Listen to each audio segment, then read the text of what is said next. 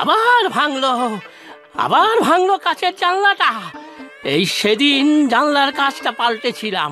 আচ্ছা, তোদেরই একদিন কি আমারই একদিন? কই দেখি। এই খেয়েছে, দাদু মনে হয় হেব্বি রেগে গেছে। চল আকাশ, পালাই। চল চল, তখন এই জন্যই তোকে বললাম বলটা দেখে ছোড়।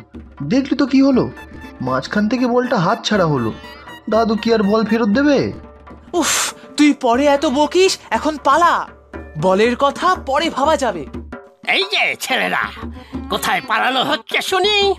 জানলা মেরামতের খরচা না দিলে আজ আর ছাড়ছি না। মামার বাড়ি পেয়েছো নাকি বাছা ধনেরা? ও দাদু, ভুল হয়ে গেছে, আর কোনোদিনও এরকম হবে না। আমাদের বলটা ফেরত দিয়ে দাও না। হ্যাঁ দাদু, আজকে বলটা ফেরত দিয়ে দাও। কালকে বাবার কাছ থেকে টাকা এনে দিয়ে দেব তোমাকে। এখন আমাদের কাছে তো টাকা নেই।